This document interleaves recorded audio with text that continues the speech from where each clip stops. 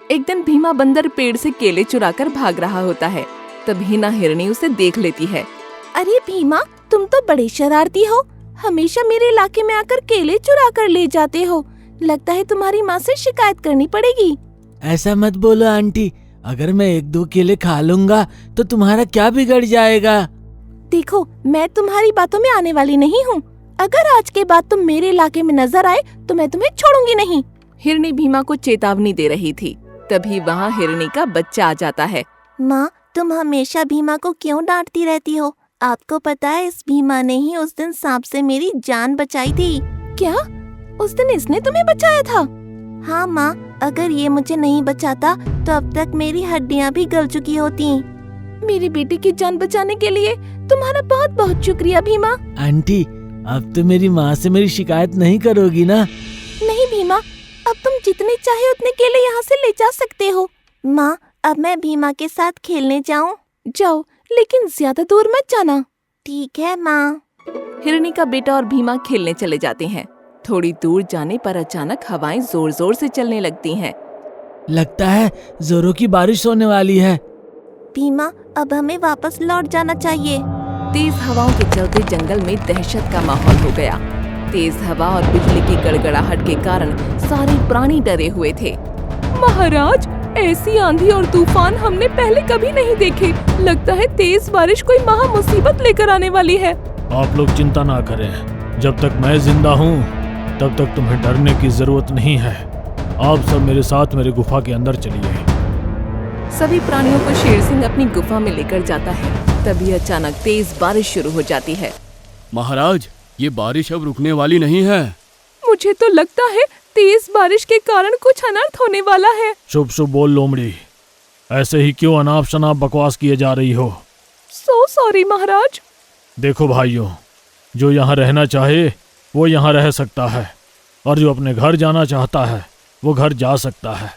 लेकिन मेरी एक बात ध्यान रखना, ये बारिश कम से कम 3-4 दिन तक ऐसे ही चलेगी। इसलिए जो अपने घर जाए वो घर से बाहर ना निकले। इधर इस तरह जंगल के प्राणी परेशान थे।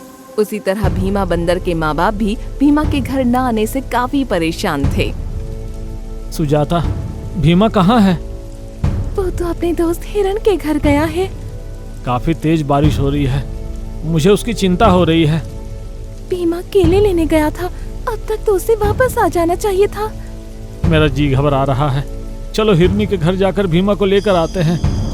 भीमा को ढूंढने उसके माँ बाप हिरन के घर जाने के लिए निकल पड़ते हैं। पता नहीं इस तूफान में हमारा बच्चा कहाँ होगा।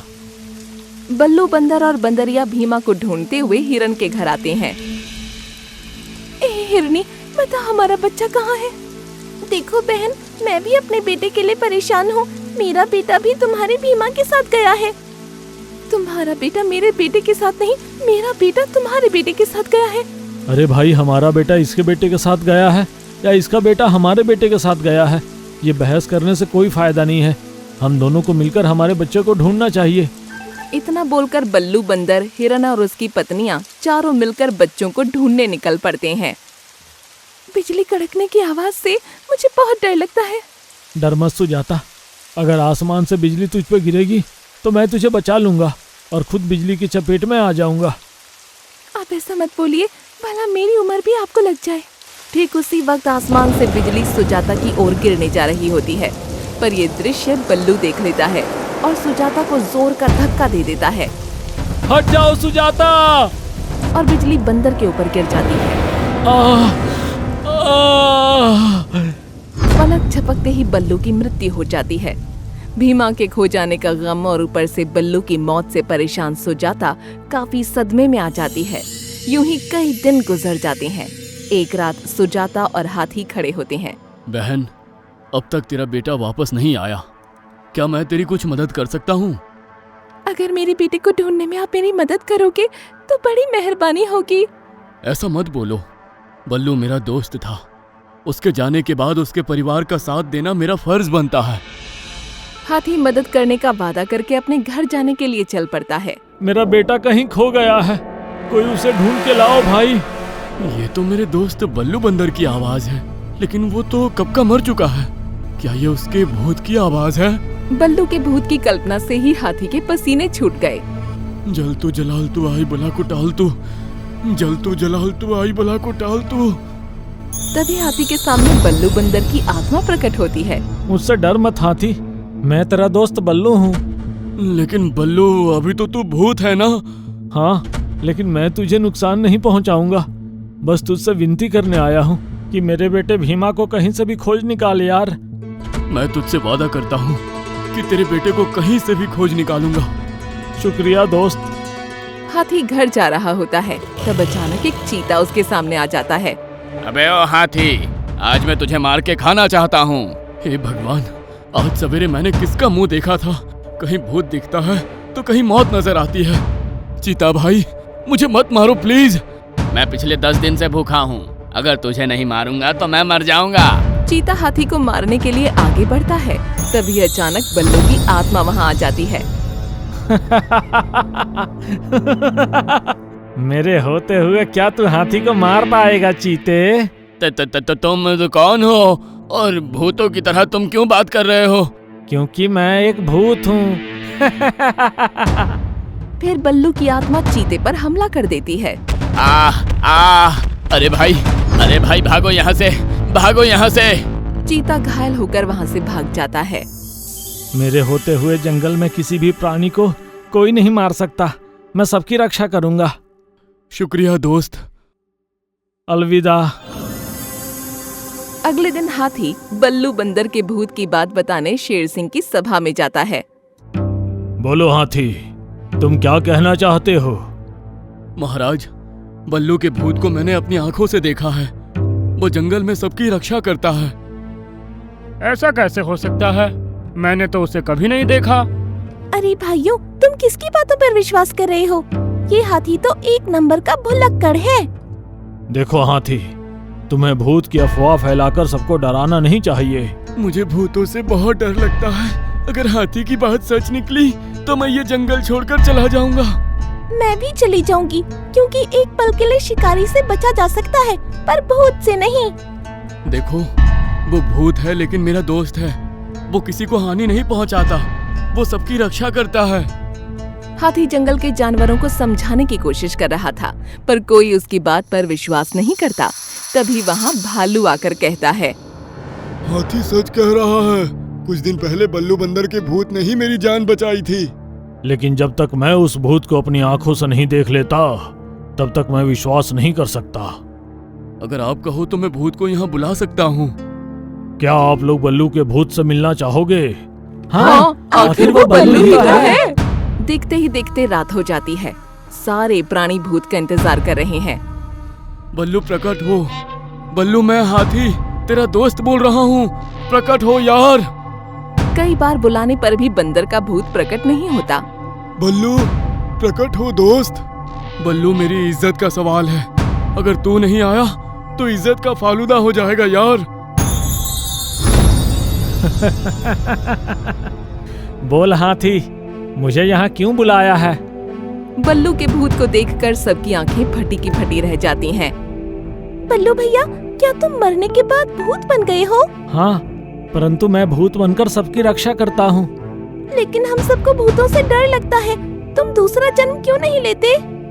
जब तक मेरा खोया हुआ बेटा भीमा नहीं मिल जाता, तब तक मेरी आत्मा भटकती रहेगी। क्या हम तुम्हारे बेटे को खोज निकालें तो तुम्हें मोक्ष मिल जाएगा? हाँ महाराज। ठीक है, तो मैं वचन देता हूँ कि तुम्हारे बेटे को मैं जल्द से जल्द ढूंढ निकालूंगा। महाराज, मुझे पता है इसका बेटा कहाँ है। कहाँ है मेरा भीमा? जल्दी बताओ। आपका भीमा पड़ोस वाले जंगल में चमेली बकरी के साथ रहता है। चमेली बकरी के साथ? हाँ, चमेली उसकी माँ बनकर परवरिश कर रही है। ये सुनकर बंदर की आत्मा खुश हो जाती है। कल सवेरे ही मैं चमेली के पास जाकर तुम्हारे बेटे भीमा को ले आऊंगा। अगले दिन शेर सिंह बल्लू के खोए बेटे भीमा को लेने दूसरे जंगल में जाता है। शेर सिंह जा रहा होता है, तब उसे दूर भीमा नजर आता है। क्या तुम भीमा हो? हाँ अंकल। मेरे साथ चलो, मैं तुम्हें लेने आया हूँ। नहीं अंकल, तुम मुझे मार दोगे। मैं इस जंगल का राजा हूँ, भला मैं तुम्हें क्यों मारूंगा? चलो मेरे साथ। शेर के डर से भीमा उसके साथ जाने लगता है। तभी उसके सामने चमेली बकरी आ जाती है। अबे शेर के बच्चे, इसे लेकर कहाँ जा रहा है? मैं इसे अपने जंगल में लेकर जा रहा हूँ। मेरे होते हुए तू मेरे भीमा को कहीं नहीं ले जा सकता। चमेली को लगता है कि शेर सिंह भीमा को मारने के लिए ले जा रहा है, इसलिए वो शेर सिंह पर हमला कर देती है। बकरी से मार खाने के बाद शेर सिंह घायल खड़ा सोच रहा होता है। एक बकरी इतनी ताकतवर कैसे हो सकती है? फिर शेर सिंह बकरी से कहता है, देखो, मैं इसे मारने नहीं आया हूँ। दरअसल मैं पड़ोस वाले जंगल का राजा हूँ। कुछ दिन पहले भीमा अपने माँ बाप से बिछड़ गया था, इसलिए मैं इसे लेने आया हूँ। तू सच बोल रहा है? इसका तेरे पास क्या सबूत है? मेरे पास एक सबूत है, लेकिन वो गवाही देने आएगा या नहीं, ये मुझे पता नहीं है। फिर शेर सिंह बल्लू की आत्मा को पुकारता है। बल्लू, तुम जहाँ भी हो यहाँ आओ। प्रकट हो बल्लू, प्रकट हो। बल्लू को देखकर भीमा खुश हो जाता है। पापा, आप? ये देख चमेली को समझते देर न लगी कि बल्लू भीमा का पापा है। बेटे, शेर सिंह तुम्हें लेने आए हैं। हाँ पापा, लेकिन चमेली मम्मा समझी ये मेरा शिकार करने आए हैं, इसलिए इन्होंने शेर अंकल की पिटाई कर दी। क्या एक बकरी ने शेर सिंह की पिटाई कर दी? हाँ, ये बड़ी ताकतवर बकरी है। एक बकरी इतनी ताकतवर कैसे हो सकती है? तभी बकरी जो कहती है वो सुनकर सबके होश उड़ जाते हैं। दरअसल मैं चमेली नहीं, चमेली का भूत हूँ। ये कल की बात है, जब मैं जिंदा थी। कल जब मैं भीमा को लेकर घर की तरफ जा रही थी, तब एक भेड़िए ने हमारा रास्ता रोका। रुक जा बकरी, आज तक मैंने बंदर को नहीं खाया, पर आज मैं इसे खाकर अपनी भूख मिटाऊंगा। जब तक मैं जिंदा हूँ तो इसका बाल भी बांका नहीं कर सकता। क्या तू भूल गई है कि तू एक बकरी है? नहीं, मुझे सिर्फ इतना याद है कि मैंने इसे अपना बेटा बनाया है। एक बकरी बंदर की माँ। बेखौफ होकर भेड़िया बंदर पर हमला करने जाता है। तब चमेली भीमा को बचाने के लिए भेड़िए से लड़ती है। भीमा को बचाते वक्त भेड़िए ने मुझे मार दिया। तो क्या तुमने मेरे बेटे को बचाने के लिए अपनी जान दे दी? मैंने इसे बेटा कहा है। एक माँ अपने बेटे को मरता हुआ कैसे देख सकती है, इसलिए मैंने अपनी जान दे दी। बकरी की कुर्बानी देख सबकी आंखों में आंसू आ जाते हैं। महाराज, अब मुझे भीमा की कोई चिंता नहीं है। आप भीमा को अपने साथ ले जाइए। मैं इसे ले जाऊंगा, लेकिन तुम कहाँ जाओगे? भीमा से मिल जाने पर मुझे मोक्ष मिल जाएगा और भीमा को सुरक्षित हाथों में देख चमेली की आत्मा को भी शांति मिल जाएगी। ठीक है, जैसी तुम्हारी मर्जी। फिर शेर सिंह भीमा को लेकर अपने जंगल की ओर जाने लगता है। शेर सिंह भीमा को लेकर जंगल में आता है और उसकी माँ से मिलाता है। फिर उन दोनों के साथ जंगल के सभी जानवरों की रक्षा करते हुए शेर खुशी खुशी अपना जीवन बसर करने लगता है। आपको हमारा ये वीडियो पसंद आया हो तो प्लीज हमारे चैनल को सब्सक्राइब कीजिए और हाँ, वीडियो को लाइक और शेयर करना मत भूलना। धन्यवाद।